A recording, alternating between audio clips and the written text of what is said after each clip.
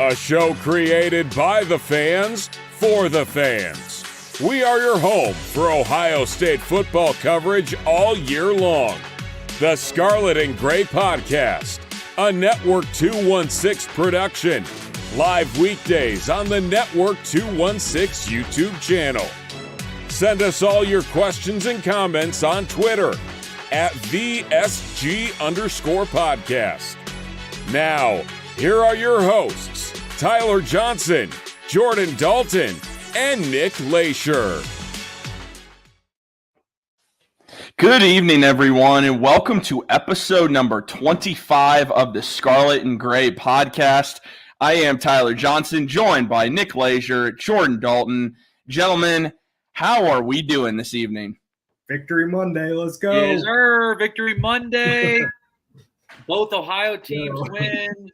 It's a great weekend for Network 216. So Absolutely. I have nothing to complain about on this Monday evening. Nothing at all, dude. It's, again, not to go to talking other teams here, but the fact that the Browns and Buckeyes both win the same weekend, it always makes it a good weekend. Also, yeah, for those of you that are watching us, yes, I am wearing a Brown shirt. I just recorded a Browns video, so it's just how it goes sometimes. But anyway, before we get into tonight's video, as always, be sure to drop a like on this video, help that YouTube algorithm grow, but also subscribe if you're brand new Network 216. We are only 27 followers away from 2,000. Thank you guys so much for that. We're so close to getting there. We're hoping we can get there very, very soon. So all you got to do is subscribe. It's completely free. Really helps us out. And we just might have a jersey giveaway once we get to 2,000 subscribers. So be sure to take advantage of that. We really would appreciate that support. Also, the Scarlet and Gray Podcast and Network 216 is proud to be a partner of Homage Athletic Apparel. Right now, if you go to homage.com, not only can you get a 15% off offer just for being a new customer to Homage by typing in your email address, they also have free shipping right now over orders of $75 or more. Great deals at Homage. They're going to continue to release new merchandise throughout the entire Ohio State football season. Make sure you're able to go get some of that awesome Homage gear. Unfortunately, I'm not rocking any, but normally always have my Homage. I have Browns, Cavs, Buckeyes, Guardians, you name it, have all kinds of Homage gear. We're proud to be a partner of Homage Athletic Apparel. Go to homage.com and tell them Network 216 sent you. Yeah, gentlemen, I would like to talk about Homage as well. Oh, yeah, absolutely. I got so much stuff. They sent me a free shirt, and I'm a Homage heavy hitter. I love it. Dude, it's just another great reason to go shop at Homage. If you do shop on their site enough, they send you free shirts. It's another great reason. So I'm glad you mentioned that, JD, because I had no idea they did that. So thank you for mentioning that. Anyway, gentlemen, the Buckeyes played Youngstown State on Saturday. It kind of went how you expected it to go. The Buckeyes won 35-7. Once again, they did not cover. I think that's important to note for those of you that like to place wagers. It was also interesting. You could not do any props for this game. That was kind of funny. But, gentlemen, does the score surprise you guys? That's what I want to get into first, and then we're, of course, going to talk some of the players, get into some of the players' performances. But did the score in this game surprise you? I mean, I didn't get to watch the game until after the fact. So, I mean, I was just keeping up with my phone. And at halftime, I saw it was 28-7. So I'm like, all right, that seems about where it needs to be at halftime against a team like Youngstown State. And this was with no knowledge of what was going on the field, just scoring plays. That's pretty much all I saw.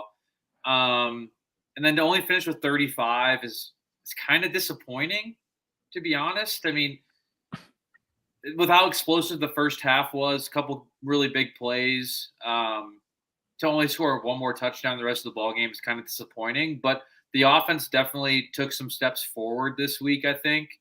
But, I mean, overall, in my opinion, the score kind of disappointing. Yeah. I mean, there were some things that we saw from McCord and Marvin Harrison Jr. that were very promising. And that was something we had touched on the pregame show, was we needed to see that connection really flourish. And I think it's pretty evident that they will be linking up quite a few times this year. But yeah, the score was a little bit lower than we had liked it. And honestly, it's probably why we keep dropping in the rankings.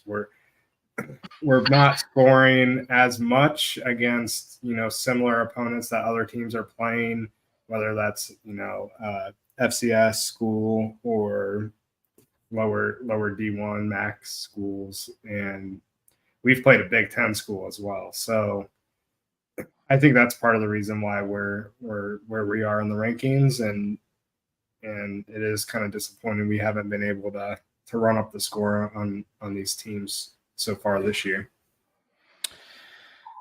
I think the only part that is a little concerning, how in the second half do we just not score basically at all? That's listen, I get it. I mean, Youngstown State, they appear that they're going to be pretty good in the FCS this year. With a seventh-year senior, that probably helps. But the reality is, we're Ohio State. We're supposed to have one of the most talented rosters in the country. In the second half, we don't do a thing. And that brings me into the next topic of conversation. I'm not here to slam Ryan Day, Devin Brown, or anything along those lines. But what are we doing?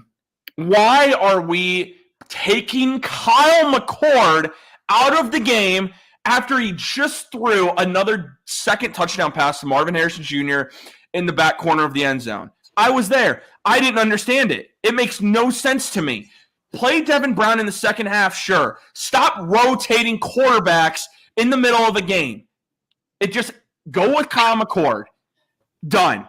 You want to play Devin Brown in the second half of a blowout? Do it. But guys, why?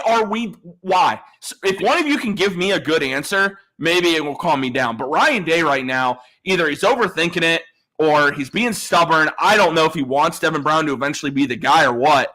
But when you take out a quarterback after he is 7 of 8, 153 yards and 2 touchdowns, and it's been nearly perfect, to put in a guy who, I'm going to say it, didn't really do much to make me think he should be our starting quarterback, I don't understand this at all.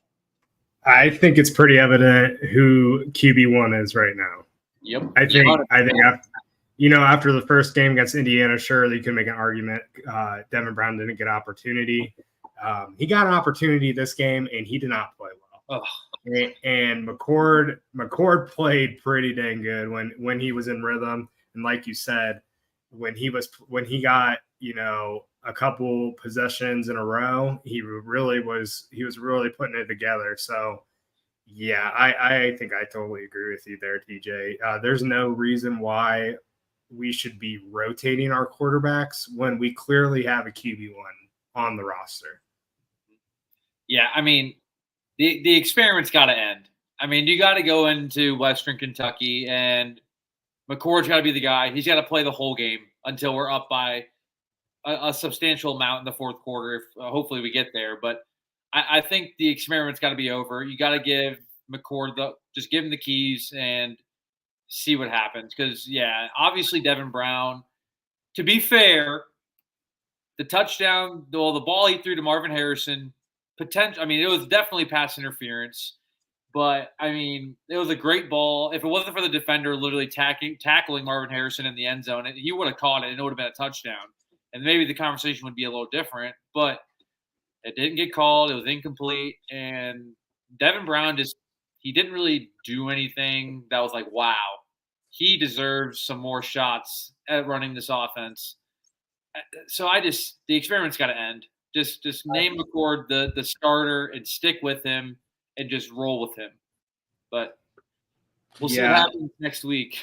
And I think the other big thing was a lot of people really didn't. I mean, we heard a couple, and Nick and I had talked about this, but we had heard coming out of training camp about Devin Brown's athleticism, and that's kind of what set him apart from McCord. I'm going to be honest, man. I think McCord is just as fast, if not faster, a straight line than Devin Brown is. And even though he doesn't look to run as much, I think his pocket presence is way better than Devin Brown. So like, I think he's still got some learning to do, Devin Brown, and Kyle McCord, but Devin Brown needs more work, I think. And Kyle McCord really has shown me what I wanted to see with the deep ball, and he can really sling it. So I'm excited that there's going to be – I hope there's a point in this season where Ryan Day doesn't put Devin Brown in the middle of the game. I don't see any reason why we should be doing that. Like, even with, like, specific packages either. Like that, there's nothing that Devin Brown brings that would justify that. If we had, like, a Milroe character or somebody that was, like, 4.3, 4.4 speed that can come in and really change the game with their feet, I could see maybe running a dual threat or a dual quarterback system because you have that dual threat guy. I don't think Devin Brown's that guy. I seriously don't. I'll take this a step further, JD. You're talking about the athleticism factor. Dude, I'm not there at practice every day. I would almost be willing to put money that Lincoln Kienholz is more athletic than Devin Brown. Oh, and if you want to get it, I don't doubt that. And if you want to get another guy, like if you want that aspect on the field of that, you get near the red zone and you know what, you want to put in a guy that can add another dimension, it's not going to happen, but that is what ideally you would do because Devin Brown is not that guy. Listen, if you want to do it, he plays the whole second half because you're up 28-7. You know what? You can talk me into that, and that's fine. But Kyle McCord is out there.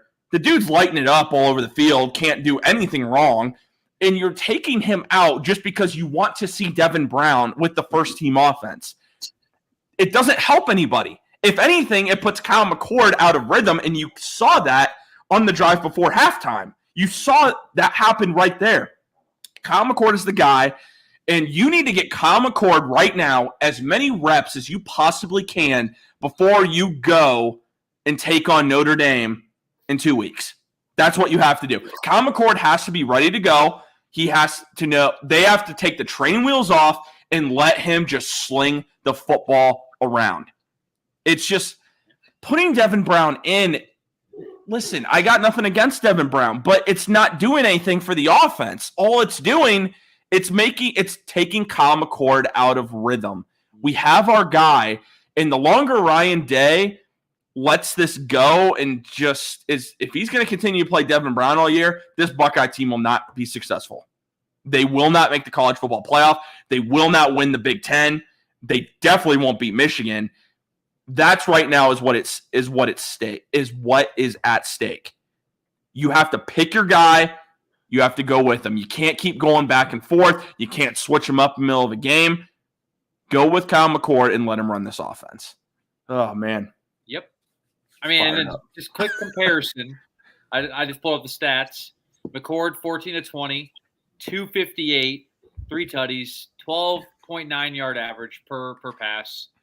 Devin Brown, 7 of 13, 101, 7.8, no touchdowns, no interceptions. But we just looked completely different as an offense with McCord on the field. I feel like, dude, when he throws the ball, I mean, he's got some pop on that football when he lets it rip. I mean, the first touchdown he threw to Marvin Harrison was just right on the money. The second one was great too. But yeah, I mean, just roll with your guy. That's QB1. I think he's QB1 in a lot of Buckeye fans' eyes too. I think a lot of people are getting sick of the whole back and forth crap that we've been doing. So just got to move on from it and give McCord everything. Adding to what you said, Nick, that second touchdown, because I got to see that in person. Mm-hmm. You try not to overreact because of the level of opponent that you are facing, but there are just certain plays that you can make that are just like eye-opening, and this guy is going to be really special. the fact that Kyle McCord not only extended that play where he delivered that football to Marvin Harrison Jr. in that back corner of the end zone after he extended the play and just threw a complete seed. That's exactly what you want to see. And that's the type of talent as to what made him a 5-star recruit. It's there. You got to give him as many reps as possible. He's got a fantastic arm. Oh, yeah. Cannon. There's no question of the arm talent of Kyle McCord.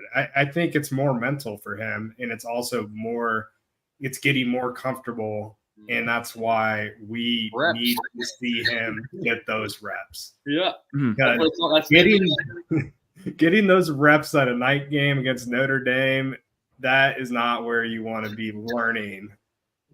You know, that is an environment that is a very, very hard place to play. It's gonna be crazy, and it's gonna be an electric game. JoJo Boyd says we had Joe Burrow and Quinn Ewers. What happened? Get it yet? Okay, the Joe Burrow thing's not the same. Dwayne Haskins was a legend at Ohio State and set records, so that doesn't apply. The Quinn Ewers thing, that's a whole other subject. Money grab. Ewers is a money grab with the NIL. Ewers did it to get the NIL. Yeah. He was never going to play a single snap at Ohio State, ever. And it's unfortunate because, I mean, you see why. But he also didn't play for 3 years. Or I guess, he didn't play his freshman year. He played last year, got injured. Yeah. So this is kind of his first season playing. He looked really good against Alabama, but I don't think he was ever going to play for Ohio State. He took advantage. He got a really banging NIL deal, and then took the money, ran back to Texas, which was where he was committed before he flipped to Ohio State, and then he just recommitted to Texas or transferred to Texas. So. Yeah, I think was he trying to make the point that it's Ryan Day's fault? that Ryan Day is losing? Yeah, I think that's the case. But I'll say this. I mean, Ryan Day develops quarterbacks like it's nobody's business, though. Exactly. It also it comes down to NIL too. I mean, if these guys aren't starting, they're going to leave. That's just college football now, because you can leave and be eligible right away anywhere. I don't think Joe Burrow leaving was Ryan Day's fault. Joe Burrow graduated from Ohio State. Also Urban Meyer was the head coach then too. Yeah, I think that's a different subject. But yeah. The other thing I wanted to talk about, guys, because it's getting interesting what we're seeing, and it's only been 2 weeks. The state of the running back room. It's still Travion Henderson. I don't think there's any question about that. It's behind him that really has me asking some questions. Chip Trayanum seems to be the second guy, but what's surprising to me, Mayan Williams was not really featured on Saturday until the Buckeyes built a lead. So how is this running back room going to shape? Is it Travion Henderson and everybody else, which is what it appears to be? Is Chip Trayanum for sure that second guy? Because Mayan Williams did not get many snaps on Saturday with the starters. That's interesting. And also, we are still yet to see Dalen Hayden and Evan Pryor. So what are your guys' thoughts on this running back room right now? Because right now, outside of Travion Henderson, I can't figure out how this is going to shake out. I really can't. I think we're more at threat of losing a running back this offseason than we are at a quarterback. And I mean, we have some guys coming in at quarterback, so that room's going to be stacked next year as well. But yeah, really interesting. Hayden hasn't played at all, and he got a significant amount of carries last season. He played a ton last year. And he played well. And that was the other thing. I think going into the season, we had him as RB3, truthfully. And Mayan Williams, I truly think he's still coming back from injury last year, from that injury he was fighting all season. He just seems like he's kind of the power short down back. It doesn't seem like they want to feature him as a feature back in the offense. They don't want to give him a huge workload. So I think Travion's back to freshman Travion. He looks explosive. He looks fast. He's making great reads. He did not look like this last year. So I'm really pleased with how he was playing. And then Chip Trainum has been looking very good as well. But yeah, we just did not expect him to be getting as many carries as he's been.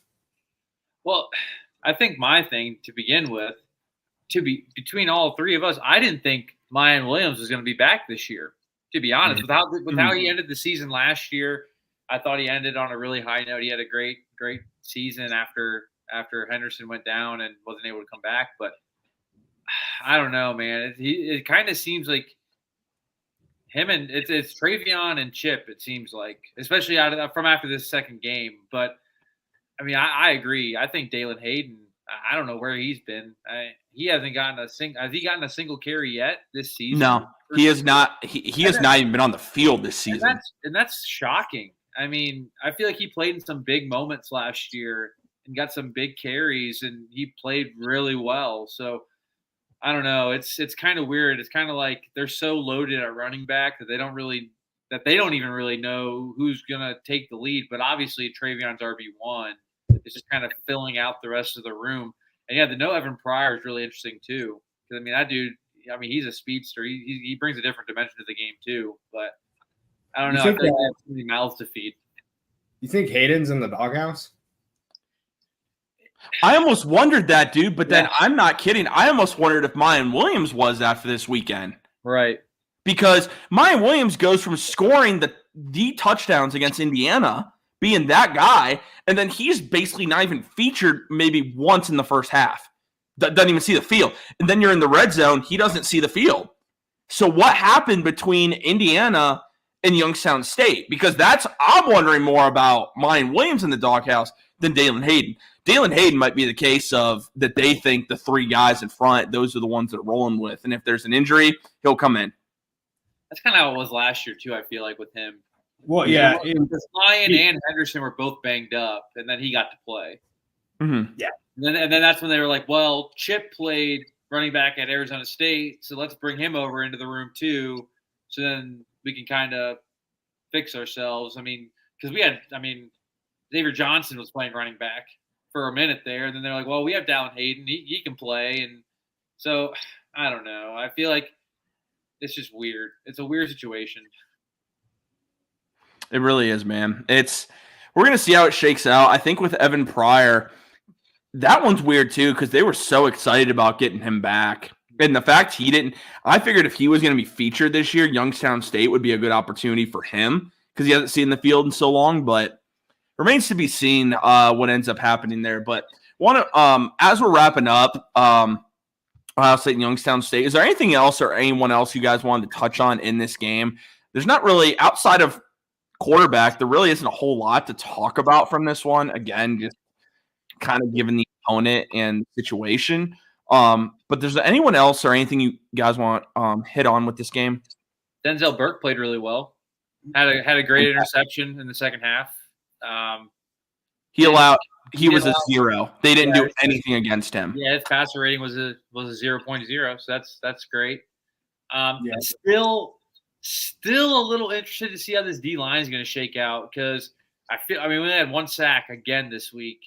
But to be fair, Youngstown State, they were really getting the ball out quick. There weren't really a lot of like 5-step drops, 3-step drops where it was like go through progressions. It was a lot of real quick game, and they took a couple shots, but it was quick verticals, nothing really progressing. So, but the D line still yet to really show me a lot. I feel like the talent's there. I just don't know if we've really seen it at its potential yet, which is kind of concerning. But other than that, I felt like they only gave up one touchdown. It was the first drive of the game, so you'll live with that. Real quick, adding on the pass rush on the D line, when do we start to get concerned about Jack Sawyer and his lack of really doing much of anything? Because it's starting to now get like he's not getting sacks. He's grading out as one of the worst Buckeyes on PFF now for the second week in a row.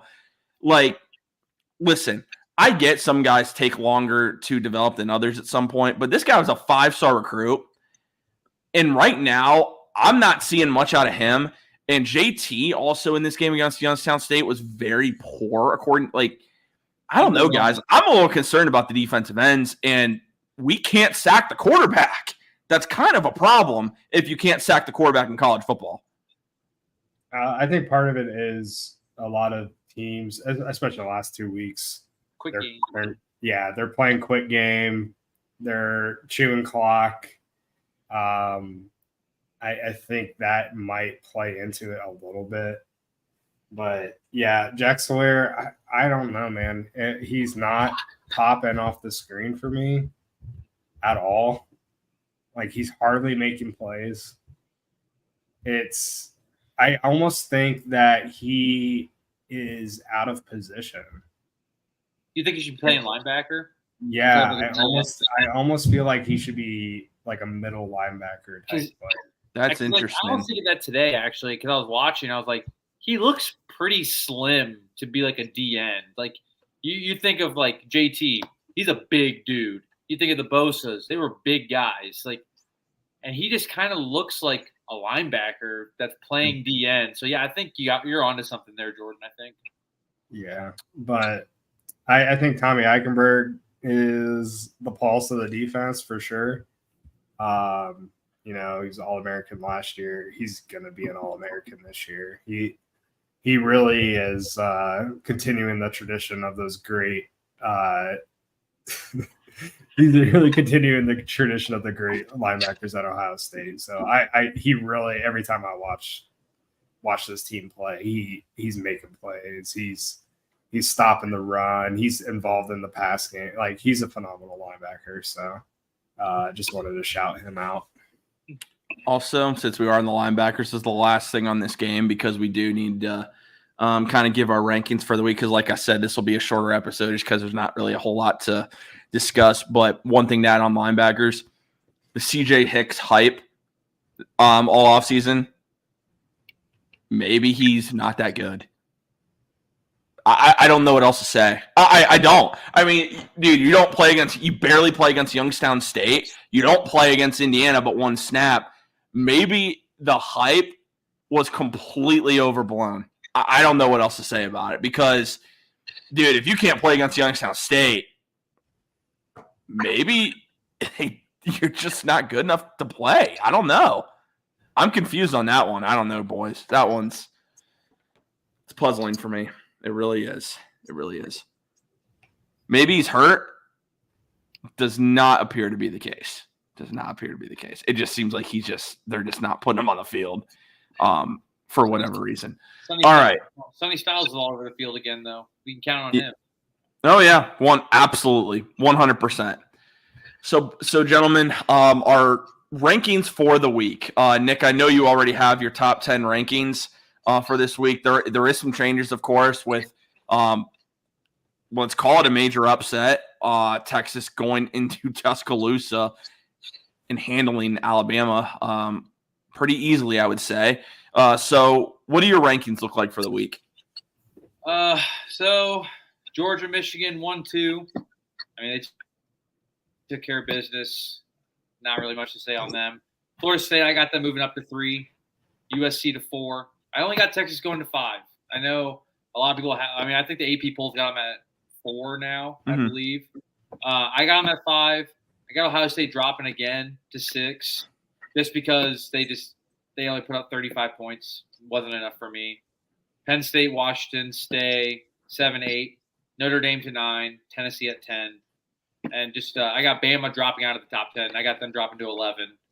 I just thought Bama just didn't show enough to stay in the top 10. I know it's only one spot, but I mean, Texas came in and kind of handled them. I don't want to say Texas is back, but they definitely have all the weapons to look like they're going to be a contender at the end of the year. But I think Ohio State moving to 6, dude, if that's not going to fire them up, I don't know what's going to, because the closer we get to the college football rankings, the more it starts to get very interesting. And I mean, Ohio State still, they haven't played anybody yet. They got to play Penn State. They got to play Notre Dame in 2 weeks. So they just got to figure it out. But, I mean, top 10 is pretty standard with a lot of other people around, but there wasn't a lot of action this weekend. All right, JD, what do you like? Pretty similar to Nick. Georgia, Michigan, Florida State. I do have Texas at 4. Just they have the most impressive win out of the top 5 this year. So I have them at 4. USC 5, just because their offense is so good still. I actually have Penn State above Ohio State, just because their quarterback play has been better. True. So they're at 6. Ohio State's at 7. Washington is going to be a sleeper this year, I think, in that Pac-12. I think they could really make some noise towards the end of the year. So I have them at 8. Notre Dame at 9. I don't have Alabama in the top 10. I have them at 11. So Tennessee is my 10. So pretty similar to me. And once again, I'm going to differ from you guys here a little. I still got Georgia at 1. There's nothing that's changed for me to even really consider that one. Florida State's at number 2, like they were last week. They are for me again this week. I really like Florida State this year. I think they have a really good shot at making the playoff. I'm putting Texas at number 3. That win going into Alabama, Nick Saban doesn't lose to former assistant coaches, let alone when he's at home. That's a statement win by Texas, and there's a good chance they can run the table in the Big 12 because the Big 12 is not really great. I mean, they're kind of down this year, I would say. I mean, outside of, Oklahoma, they are ranked 20th, but the Big 12 is just not great. I mean, Kansas State still is, but Kansas State lost a ton of talent, hasn't really played anybody yet. I think Texas can run the table there. 4, I'm putting Michigan. They've played nobody. I mean, they've won. Cool. They're 4. They're still a really good team. They just haven't beaten anybody. I am with you. I'm putting USC at 5. I just think that offense is just ridiculous. Stanford used to be pretty solid college football team, and USC just beat them around, man. And I think if Caleb Williams stays healthy, that was what kept him from the playoff last year. If Caleb Williams is healthy, USC will be in the college football playoff, and the committee will make sure that Caleb Williams is in the college football playoff. And then I have Ohio State. I'm keeping Ohio State over Penn State. I don't really have a good reason why, but to me, you could flip them, but I'm still keeping Ohio State at 6, Penn State at 7. Washington for me at 8, Notre Dame at 9. I got Tennessee at 10, Alabama at 11. And one of those teams that's slowly starting to creep up that list a little bit. They're not going to be in the top. They still got work to do, but if they can take on USC in a couple weeks here, if Colorado can pull off another win, they're going to be in that top 10 conversation too. But it's still really early in the college football season, but there are just certain teams out there that already have made statement wins, and that's what you have to do. Ohio State's going to have to do that, especially against Notre Dame. Like, not beating Notre Dame is great. Making a statement would really prove that the Buckeyes are going to be for real this year. It's crazy. Now that the Pac-12 is going away next year, they have 8 teams in the top 25. And they've had the best quarterback play by any conference by far in the first half of the season. So it's crazy that they're just like, well, the Pac-12 will be no longer, but they're playing really well to start the season. Kind of along the same notes, Texas beating Alabama the year before they go to the SEC is a huge confidence boost for them coming into that new conference, because a lot of people were saying Texas can't compete in the SEC. They're going to be a 500 team when they get there. They just knocked off the top dog, the perennial every year Alabama. I can't think of the word. The team that's perennial always powerhouse. The powerhouse, the perennial powerhouse. So I think that's really big for their program. Well, they should have beat them last year. Yeah, honestly, I mean, if Ewers doesn't go down, they win that game, and Quinn Ewers is 2-0 against Alabama. Just something interesting to think about. Mm-hmm. No, it's a very good point. Good point, JD, because, again, Texas moving to the SEC. maybe they can hang with some SEC teams, as we found out on Saturday. Guys, as we're wrapping things up, is there anything else you want to add from this weekend? Anything caught your attention? Or you good to go? Is Colorado for real? Like, is Shedeur Sanders for real? Because 2 weeks in a row, he's kind of showed it. So, I know they played Nebraska, and they're kind of down. But Matt Rule's a good coach. It's not like he's a slouch of a coach. So play TCU still. People act like TCU is not. They made it to the national championship game last year, so they must have been doing something right. So I don't know. Colorado just kind of hanging around. This stretch will prove if Colorado is actually for real. Now Colorado State, you could say what you want. It's still a rivalry game. That's still a rivalry game that Colorado has not won the last couple of years. But then Oregon, at Oregon, and then at home against USC. Say Bo Nix is playing good football too. Yeah. I will say I'd be tuned in for both of them. Yes. Oh, absolutely. I'll be tuned in. Well, gentlemen, great show as always. As a reminder to everybody, drop a like on tonight's video, please. We really appreciate that support, helping that YouTube algorithm grow. But also subscribe if you're brand new to Network 216. We're getting so close to that goal of 2,000 subscribers. And we're now only 26 subscribers away. So we actually gained one since we've been live. So we really appreciate that. 26 away. Maybe we can even reach that before this weekend. That would be phenomenal. We really appreciate all that support that you guys give us. And like I said, it's completely free to subscribe to the channel. So make sure you're taking advantage of that. Just a reminder, the show will be available on audio format as well on Apple Podcasts and Spotify if you want to listen to the audio version. And a big shout out to everyone that listened to the Ohio State versus Youngstown State pregame show on Saturday. We really, it's so far that's been our highest pregame show that we've had. I get the correct number here. We had 241 people watch that, and then nearly another 20 audio listeners. So thank you guys so much for that. Once again, your Ohio State versus Western Kentucky pregame show will be out early Saturday morning as well for you guys to get ready for week 3. Thank you guys all for tuning in to episode 25 of the Scarlet and Gray podcast. We can't wait to talk to you guys all again soon. And as always, go Buckeyes.